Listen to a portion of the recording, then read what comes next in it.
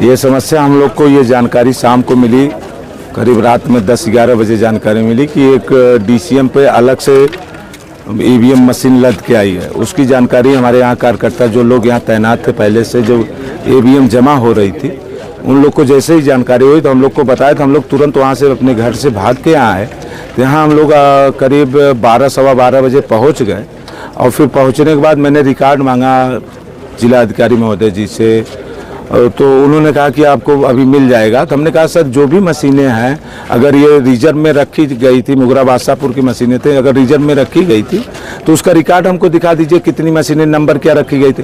2.5-3 घंटा बीत गया, अभी तक हम लोग को दिखाया नहीं गया।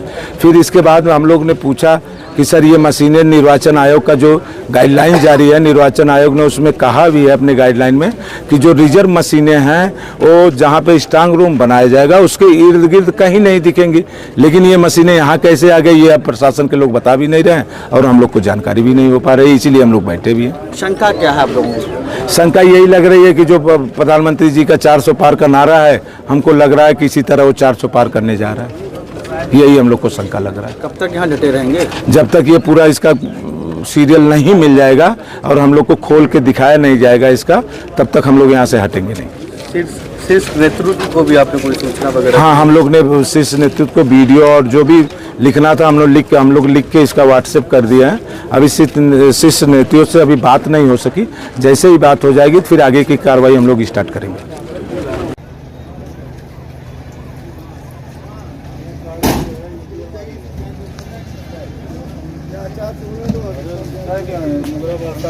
चले आए हैं यहाँ।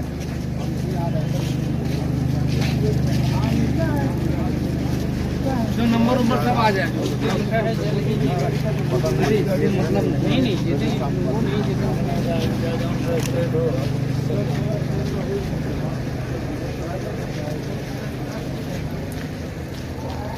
आराम से चढ़ी। इसमें क्या भरा है, लदा है, क्या है?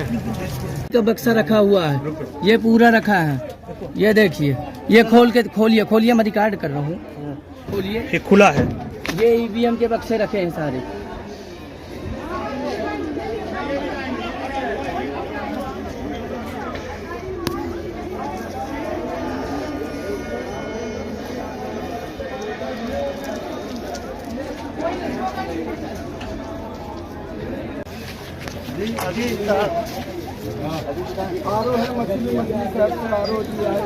सीडीओ साहब हैं।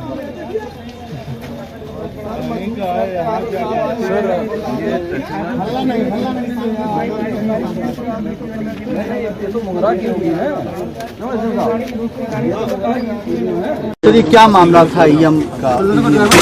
देखिए, ये हमारे एआरओ मुगरा बादशाहपुर हैं और जो हमने अपनी जो ईवीएम्स हैं वो हम जब कल वितरण में रवाना करते हैं तो उसमें जो रिजर्व ईवीएम्स होती है वो सेक्टर मजिस्ट्रेट्स को और दी जाती है यहाँ से डिस्पैच स्थल से।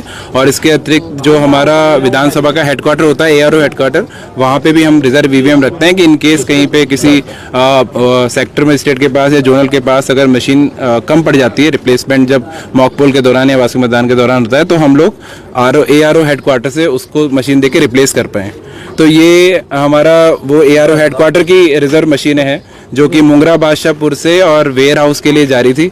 क्योंकि यहाँ पे बाहर जाम था, इसलिए जो यहाँ के नायब तहसीलदार, जो इसके तहसीलदार थे प्रभारी, उन्होंने यहाँ के नायब से बात किया और वो इसको जाम के कारण यहाँ गलती से अंदर लाके उन्होंने खड़ा कर दिया। इसको लेके हमारे जो समाजवादी पार्टी के जो प्रत्याशी थे और उनके जो यहाँ पे लोग थे, तो उन्होंने उसको लेके ऑब्जेक्शन किया था कि सभी यहाँ पे कैसे आ गई, और उसको लेके उन्होंने स्थिति स्पष्ट करने के लिए कहा था। तो हमने सारी हमारी स्ट्रांग रूम सील हो गए हैं। उसके बाद में अभी जो रिजर्व ईवीएम की लिस्ट हम सारे प्रत्याशियों को देते हैं अलग अलग चरण में, जब रैंडमाइजेशन होता है उसके बाद भी जब हमारा कमीशनिंग होती है उसमें जो खराब होती है तो उसके बाद की भी जो रिप्लेस हो जाती हैं वो भी हम आपको लिस्ट देते हैं। और इसके बाद जब कल वितरण हुआ है उसमें भी जो मशीन खराब होती है उसके बारे में सूचना देते हैं। तो लिस्ट आपके पास थी, उससे हमने अभी सत्यापन उनको करा दिया है, रैंडम सत्यापन। अब वो संतुष्ट हैं। अब ये यहाँ से ट्रक जो है हमारा कलेक्टेड वेयर हाउस में जाके जमा हो जाएगा। Thank you.